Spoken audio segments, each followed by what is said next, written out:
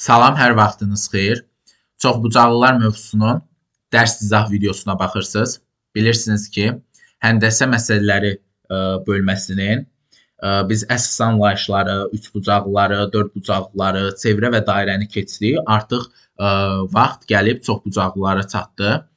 Mütləq şəkildə hər bir dərs izah videosunda dediyim kimi qələminizi və dəftərinizi yanınızdan ayırmayın. Çünki burada da öyrənməli olduğunuz düsturlar var ki, testləri rahat bir şəkildə həll edə bilərsiniz. Bunu da qeyd etmək istəyirəm ki, bu gün bu vərəqə yazım, sabah o biri vərəqə yazım eləməyin. Qeydlər dəftəriniz olsun mütləq şəkildə. Yazdıqca qeydlər götürün, yəni izaha baxdıqca qeydlər götürün, onda daha effektiv şəkildə öyrənmiş olacaqsınız. Və ya nəsə bir vərəqə yazanda istər-istəməz insan vərəqə öyrəşəndə vərəqə yazıb, sonra həmin vərəqi tapmır. İndi imtahana da az bir müddət qalıb, o qədər də vaxtınız yoxdur ki, açıb izah videosuna baxasınız. Ona görə məcbursunuz ki, bir dəftərə qeyd eləyəsiniz, imtahana müəyyən az bir müddət qalmış, həmin dəftəri vərəqləyəsiniz. Bir də vərəqləmək, vərəq axtarmaqla vaxtınızı aparmayasınız. Bundan əlavə olaraq da biz izah videosunda bu günləri sizlərlə çoxbucaqlılardan, sınıq xətlərdən, daha sonra sadə sınıq xətdən, qapalı sınıq xətdən, enibucaqlıdan danışacağıq ki, bu mövzunu daha dərindən və daha yaxşı bir şəkildə başa düşəsiniz. Gəlin artıq başlayaq, görək çoxbucaqlılar nədir və biz bu mövzuda nələri bilməliyik. Deməli, əvvəlcə gəlin görək sınıq xət nədir? Birinci sınıq xət. Sınıq xət. Deməli, bir düz xət üzərində olmayan nöqtələrdən və onları birləşdirən parçalardan ibarət olan fiqura sınıq xət deyilir. Məsələn, tutaq ki, bir düz xət üzərində olmasın. Bir dəqiqə, bunu burada belə saxlayaq. Baxın, A, B, C, D, Y. Bunlar bu sınıq xət sayılır. Çünki bir düz xət üzərində deyil. Görürsünüz, AB bir belə deyək düz xətdir, BC bir düz xətdir, CD bir düz xətdir, DY bir düz xətdir. Yəni heç biri bir düz xət üzərində deyil.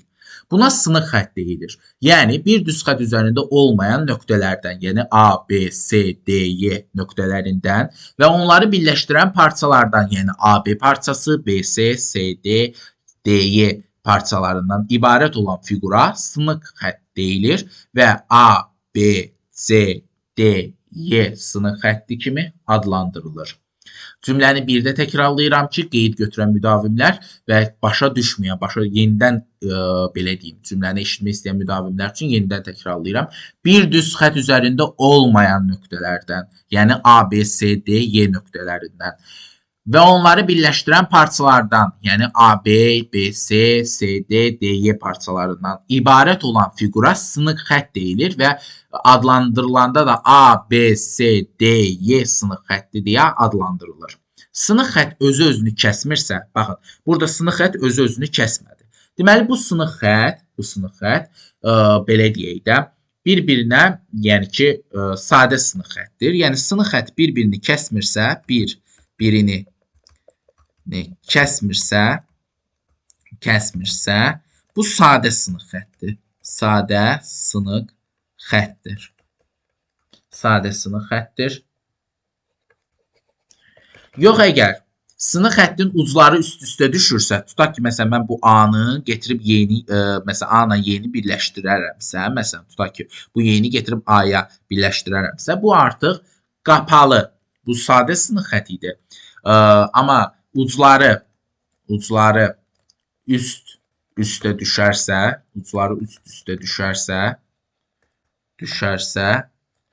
onda bu da qapalı. Çünki elə bilin qapaq kimi də bağlanır. Yeni getirsəm A-nın yanına. Qapalı sınıq xətdir. Qapalı sınıq xəttir. Daha sonra gəlin görək, bu sınıq xətti bilməyimiz nədən ibarət gəlir? Biz ümumiyyətlə sınıq xətlərdən belə deyək, sadə qapalı sınıq xətti öyrənəcəyik. Sadə qapalı sınıq xətti öyrənəcəyik. Deməli, çünki sadə qapalı sınıq xəttin qonşu tərəfləri bir düz xətt üzərində yerləşmirsə, ona çoxbucaqlı deyilir. Sadə qapalı sınıq xəttlərin qonşu tərəfləri bir düz xətt üzərində yerləşmirsə, ona çoxbucaqlı deyilir. Deməli, ona çoxbucaqlı deyilir. Çoxbucaqlı hər bir tərəfdən keçən düz xəttdən bir tərəfdə yerləşərsə, ona qabarıq çoxbucaqlı deyilir. Məsələn, deməli, çoxbucaqlının özü sadəcə sadə qapalı sınıq xəttlərin qonşu tərəfləri ilə bir düz xətt üzərində yerləşməməyindən əmələ gəlir. Amma bir də var ki, qabarıq çoxbucaqlı. Qabarıq çoxbucaqlıdır. Çoxbucaqlının hər biri bir düz xətt üzərindən, yəni bir düz xətt üzərinin bir tərəfində yerləşir. Məsələn, bu düz xəttdir. Məsələn, tutaq ki, bu düz xəttin bir tərəfində, yəni baxın, bu tərəfi ilə işim yoxdur. Baxın, bu tərəfindən işim yoxdur. Sadəcə bu düz xəttin bir tərəfində bir dənə qabarıq çoxbucaqlı çəkəcəm. Məsələn, tutaq ki, deməli, bu qabarıq bir çoxbucaqlı sayılır. Çünki düz xəttin sadəcə bir tərəfini istifadə eləmişəm. Digər tərəfinə işim yoxdur. Qabarıq çoxbucaqlığında tərəfinin uzantısı çoxbucaqlığını kəsmir. Məsələn, baxın, mən bu tərəfdirsə, bu tərəfi uzatsam belə, bu çoxbucaqlı ilə işim yoxdur. Uzanır, çıxır, gedir. Eyni ilə bu tərəfi də uzatsam belə uzanıb, çıxıb, gedir. Yəni, heç biri ilə işim yoxdur. Yəni, uzantısı qabarıq çoxbucaqlığın uzantısı da, yəni belə deyildi, tərəflərinin uzantısı da həmin bu çoxbucaqlığını kəsmir. Qabarıq olmayan çoxbucaqlının uzantıları həmin çoxbucaqlığı kəsə bilər. Təbii ki, biz dedik, qabarıq çoxbucaqlı bir düz xəttin sadəcə bir tərəfindən istifadə edirəm. Onda qabarıq olmayan çoxbucaqlıda, məsələn, buradan bir dənə qabarıq olmayan çoxbucaqlı çəkəcəm. Məsələn, baxın, belə bir dəqiqə, bir saniyə, bunu belə, buradan belə, buradan belə, məsələn, buradan belə, buradan bir saniyə, buradan belə, buradan da belə. Məsələn, tutaq ki, bu qabarıq olmayan çoxbucaqlıdır. Niyə görə qabarıq olmayan çoxbucaqlıdır? Çünki, baxın, bir düz xəttin həm sağ tərəfində, yəni həm bir tərəfində, həm də digər tərəfində biz artıq, belə deyək, istifadə eləmişəm. Həm də qabarıq olmayan belə deyək, çoxbucaqlıların uzantıları bir-birini kəsir. Tutaq ki, elə məsələn, baxın, bu tərəfin uzantısı ən, belə deyək, sadəsi. Bu tərəfi uzatsam, gəlir, baxın, bu çoxbucaqlığı kəsir. Biraz əyri çəkdim, amma artıq nə demək istədiyimi yəqin ki, başa düşdünüz. Çünki, baxın, bunun uzatsam, belə, gəlir, baxın, çoxbucaqlığın özünü kəsir. Bəs yaxşı, en bucaqlı nədir? En bucaqlı nədir? En bucağı en tərəfi olan, en dənə tərəfi olan, çoxbucaqlıya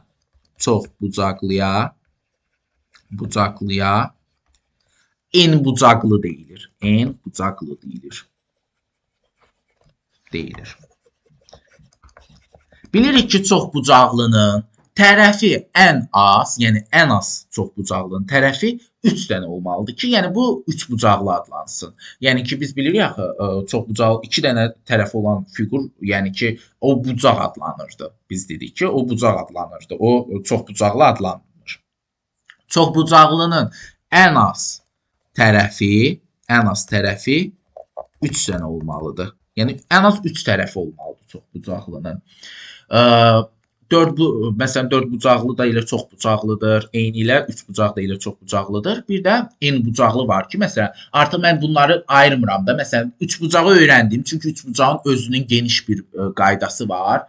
4 bucaqlıları öyrəndim. Çünki 4 bucaqlının özünün geniş bir qaydası var. Amma məsələn, çoxbucaqlının özünün bir geniş bir qaydası yoxdur. Necə geniş bir qaydası yoxdur? Məsələn, mən durum sizə deyim ki, 5 bucaqlı var, 6 bucaqlı var, 7 bucaqlı. 28 bucaqlı da bir çoxbucaqlı var. Mən durub bunların hamısını sadalayası deyiləm ki, ona görə deyilib ki, 3 bucaqlı, 4 bucaqlı, bir də en bucaqlı. Bunlar da hər biri, yəni 3 bucaq, 4 bucaq, en bucaqlı birləşərək bir çoxbucaqlını yaradır. Deməli, onda en tərəfi olan çoxbucaqlı en bucaqlı adlanır. Yəni, bura en bucaqlıya enin yerinə 5 qoyaraq 5 bucaqlını, enin yerinə 6 qoyaraq 6 bucaqlığı tapa bilərəm. Enin yerinə 7 qoyaraq 7 bucaqlığı tapa bilərəm və s. Deməli, indi isə bilirik ki, Biz demişdik ki, lap başdan da ümumiyyətlə istər üçbucaq olsun, istər dördbucaqlı olsun, istərsə də elə çoxbucaqlı olsun. Çünki çoxbucaqlı da dördbucaqlının daxilindədir axı. Biz nə dedik? Dedik çoxbucaqlı. Mən belə hər zaman deyirəm. Çoxbucaqlı bölünür. Üçbucaqlıya, yəni üçbucaqlı, dördbucaqlıya. Əslində buna 4 belə də yazacağam ki, dördbucaqlıya, bir də n bucaqlıya. Baxın, bir ala dediyim söz. N bucaqlıya. Deməli, n bucaqlıda da n-in yerinə istədiyim ədədləri qoya bilərəm. Natural ədədləri. Məsələn, 5, 6, 7, 8. Niyə görə 5-dən başladım? Çünki 3 bucaqlı elə burada var deyə. Ona görə 5-dən başladım.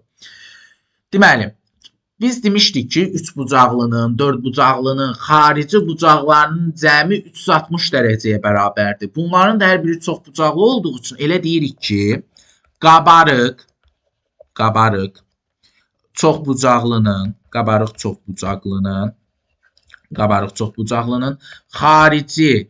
xarici bucaqlarının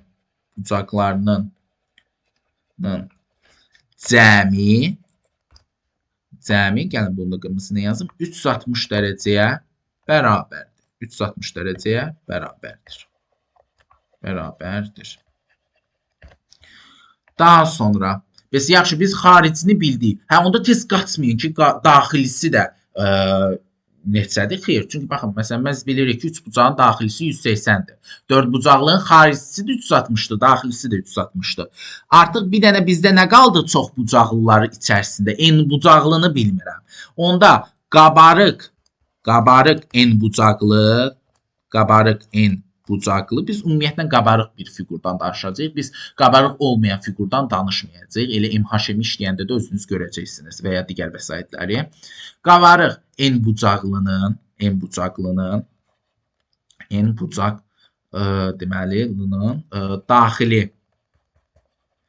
daxili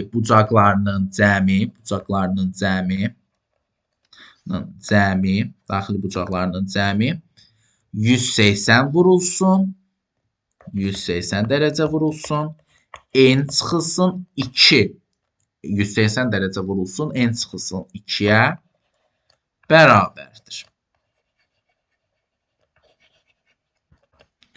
Bəs yaxşı. Deməli, 180 dərəcə vurulsun. N çıxılsın 2-yə bərabərdir. Bu nə deməkdir? Məsələn, tutaq ki, biz bildik axı, məsələn, üç bucaqlının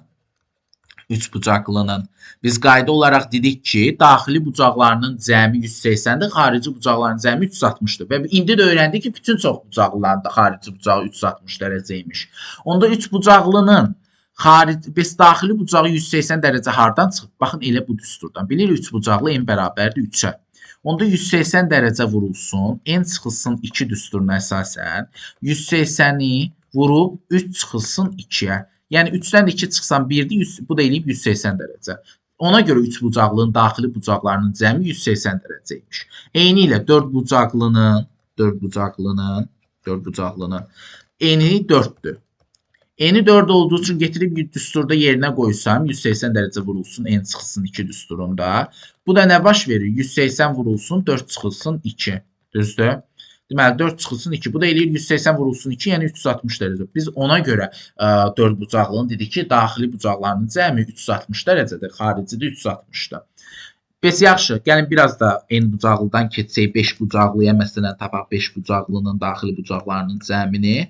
5 bucaqlının daxili bucaqlarının cəmini tapmaq üçün n-in yerinə 5 qoyuram.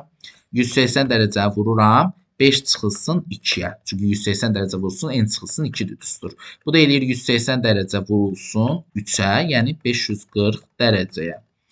Daha sonra 6 bucaqlını, bəli, səslərinizi eşidirəm. Artıq demək olar ki, görürəm ki, hamı özü hesablamağa çalışır tez. 180 dərəcəyə vurur, 6 çıx 2-yə. Olur 180 dərəcəni vurulsun 4-ə. Bu da eləyir 720 dərəcəyə. O videonu tez-tez 10 saniyə qabağa çəkib tez-tez bu hissəni daha bildim, belə deyim, öyrəndim, daha bilirəm onsuz da bu hissəni keçən o 5 saniyə, 10 saniyə videonu tez-tez keçən müdavimlərə də buradan salam olsun. Bilirəm, aramızda elə müdavimlər də var, amma mən ümid eləyirəm ki, azdır. Çünki hər bir sualın qaydasına diqqətlə qulaq asmaq lazımdır. Eyni ilə buradan 7 bucaqlığı da tapa bilərik, 8 bucaqlığın da daxili bucaqlarının cəmini tapa bilərik. Amma artıq bu bizə lazım deyil. Daha sonra biz bilirik ki, düzgün çoxbucaqlı anlayışı var. Gəlin görək düzgün çoxbucaqlı nədir? Düzgün çoxbucaqlı nədir? Düzgün çoxbucaqlı. Deməli, düzgün çoxbucaqlı. Bütün tərəfləri və bütün bucaqları bir-birinə bərabər olan çoxbucaqlıya düzgün çoxbucaqlı deyilir. Yəni, bütün tərəfləri, bütün bucaqları bir-birinə bərabər olan çoxbucaqlı düzgün çoxbucaqlıdır. Onda üçbucaqlar içərisində bu hansı çoxbucaqlı sayılırdı? Bəli, bərabər tərəfli üçbucaq, deməli, bərabər tərəfli üçbucaq da düzgün çoxbucaqlı sayılır. Bərabər tərəfli üçbucaq. Gəlin elə buradan da xatırlayaq. Bərabər tərəfli üçbucağın tərəfi bir-birinə bərabər A idi. Buna uyğun olaraq da bir belə deyək, daxili bucağı 60 dərəcə idi. Bir xarici bucağı da buna uyğun olaraq, buna müvafiq olaraq 120 dərəcə idi. Bütün xarici bucaqları da. Düzdür? Bəli, səslərinizi eşidirəm ki, deyirsiniz, bəli, belədir. Hətta perimetri nətər tapılırdı, tez bunu da yazaq, 3 vurulsun A düsturuna əsasən tapılırdı perimetri də. Bəs yaxşı, bu üç bucaqlardan bərabər tərəfli üç bucaq düzgün çoxbucaqlı idi. Bəs yaxşı, dörd bucaqlıların hansı nümayəndəsi düzgün çoxbucaqlı idi? Bəli, düz deyən müdavimlər var aramızda. Kvadrat düzgün, belə deyək, çoxbucaqlı idi. Çünki bütün tərəfi A idi və bütün bucaqları da bir-birinə bərabər idi və 90 dərəcə idi. Düzdür, xarici bucaqları da 90 dərəcə idi. Bu da ilə. Və kvadratın da perimetri P vurulsun. B bərabərdir 4A düsturuna əsasən hesablanırdı.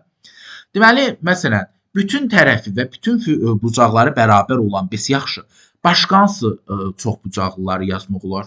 Məsələn, düzgün 5 bucaqlı yaza bilərəm. Düzgün 5 bucaqlı. 5 bucaqlı. Düzgün 5 bucaqlı. Məsələn, çəksəm də, düzgün 5 bucaqlının çəkəsi olsam da, deməli,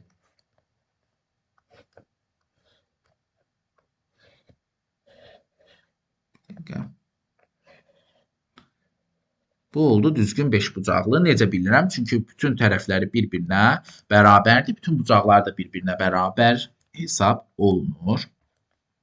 Bütün bucaqlar da bir-birinə bərabərdir.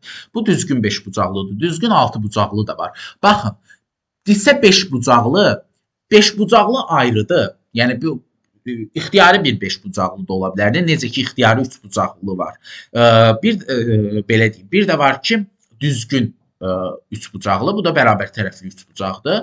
Eyni ilə ixtiyari bir 4 bucaqlı var. Bir də var düzgün 4 bucaqlı. Bu da kvadratdır. Eyni ilə bir var ixtiyari bir 5 bucaqlı. Bunun daxili bucaqları fərqli ola bilər.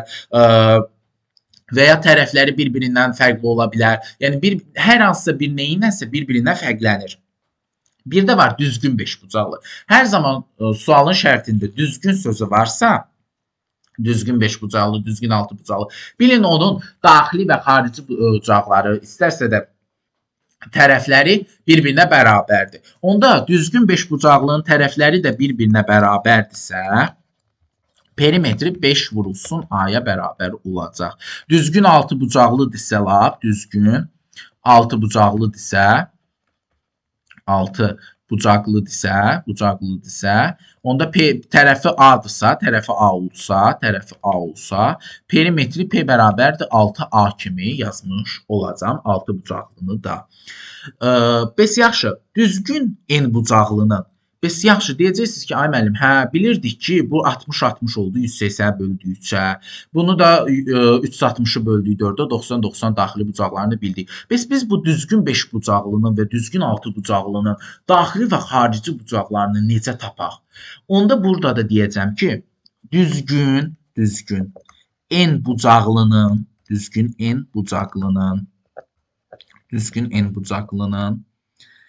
bir daxili bucağını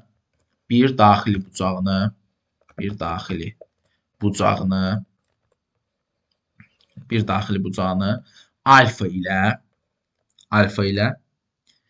və bir xarici bucağını da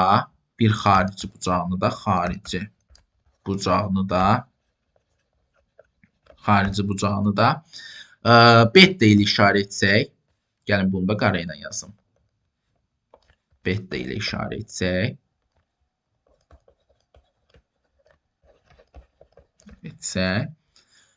onda baxın.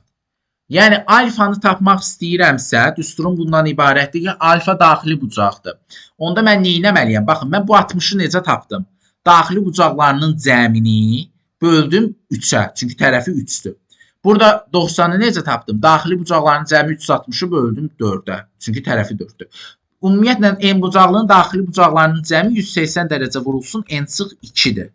Bunu bölsəm n-ə, tapacam ki, bir daxili bucağı neçə dərəcədir? Eyni ilə bir xarici bucağı tapmaq istəyirəmsə, dedik ki, bütün çox bucaqlıların xarici bucaqlarının cəmi 360-dır. 360 dərəcəni bölsəm n-ə, alacam nə?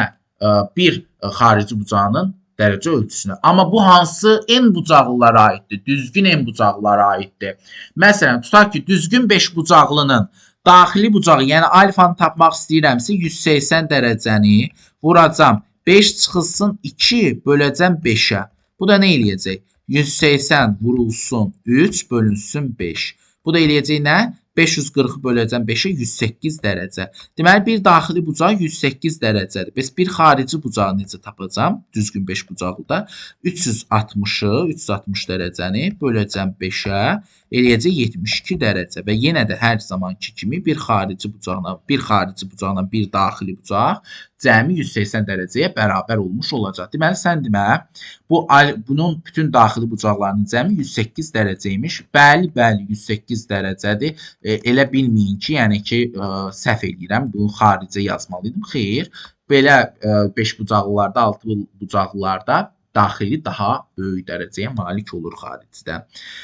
108 dərəcədə, hətta biz düzgün 5 bucaqlığın daxili bucaqlarının cəmi də 180 dərəcə vurulsun, n çıxılsın 2 düsturuna əsasən tapa bilərik ki, 180 eləyir, 180 vurulsun, 5 çıxılsın 2, yəni 3, yəni 540-a bərabərdir daxili bucaqlarının cəmi də. Bu daxili bucaqlarının cəmi 540-dırsa, deməli, düzgün 5 bucaqlı olduğu üçün biz dedik, axı, tərəflər də bərabərdir, belə deyək, tərəflər də bərabərdir, bucaqlar da bərabərdir və ona görə bucaqlar da bərabər olduğu üçün, düzgün 5 bucaqlı olduğu üçün 540 bölsən 5-i 108 eləyir. Amma ola bilərdi ki, bizdən 5 bucaqlının düzgün olmayan olsun. Məsələn, tutaq ki, məsələn, belə bir 5 bucaqlı versin bizə, Məsələn, belə bir 5 bucaqlı versin. Məsələn, desin, tutaq ki, bura 108 dərəcədir. Məsələn, bura 90, burada 90-dır. Tutaq ki, buralar da alfa-alfadır. Bir-birlərinə bərabərdir. Məsələn, A, B, C, D, Y 5 bucaqlısında belə bir 5 bucaqlıdır. Bizə deyir ki, bucaq Y ilə bucaq C bir-birinə bərabərdir. Elə bunları da tap. Necə tapacaqsınız? Demir düzgün 5 bucaqlıdır. Baxın, demir düzgün 5 bucaqlıdır. Bir çox bucaqlıdır. 5 bucaqlı bir fiqurdur. Bilirik ki, bütün çox bucaqlıların daxili bucaqlarının cəmi 180 vurulsun, n çıxılsın 2 ilə tapılır. Düzgün olsa da, olmasa da. Onda 180 dərəcəni vuracaqsınız, 5 çıxılsın 2-yə. Çünki 5 bucaqlıdır, axı, n-in 5-dir. Onda bu da eləyəcək 180 dərəcə vurulsun 3, yəni 540 dərəcəyə. Deməli, onda bunun bütün dərəcələrinin cəmi 540-a bərabər olmalıdır. Yəni, bu o deməkdir ki, alfa, 2 alfa, üstə gəl 90, 180 dərəcə, üstə gəldi 108 dərəcə, bərabərdir 540 dərəcəyə. Onda 2 alfa, üstə gəl 288 dərəcə, bərabərdir 540 dərəcəyə. Buradan da 2 alfa bərabərdir 540 dərəcədən, deməli, 540 dərəcədən çıxacam 288 dərəcəni eləyəcək neçə? Deməli, 2, 5, 252 dərəcə. Buradan da alfa tapmaq üçün 252-ni böləcəm 2-yə, eləyəcək 126 dərəcə. Deməli, alfa bir daxili bucağı, yəni bir daxili bucağı, bütün daxili bucağı yox ha, bir daxili bucağı olan alfa, yəni bucaq Y və bucaq S bir-birinə bərabərdir və hər biri də 126 dərəcəyə bərabər olmuş olacaq.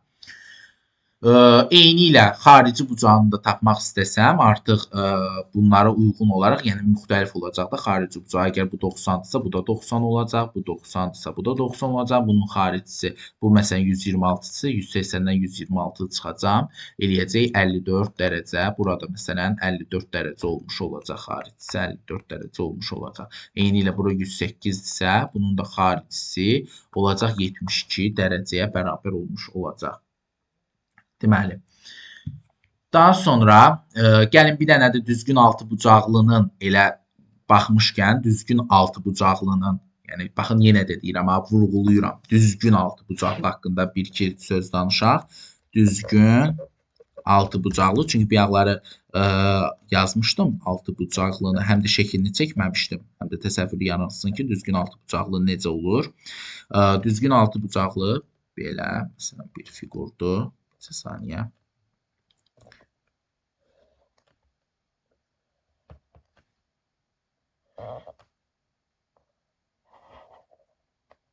Düzgün altı bucaqlı belə bir fiqurdur. Bütün tərəfləri bir-birinə bərabər olarsa altı bucaqlının, hər tərəfi də A olsa, perimetri 6A olacaq.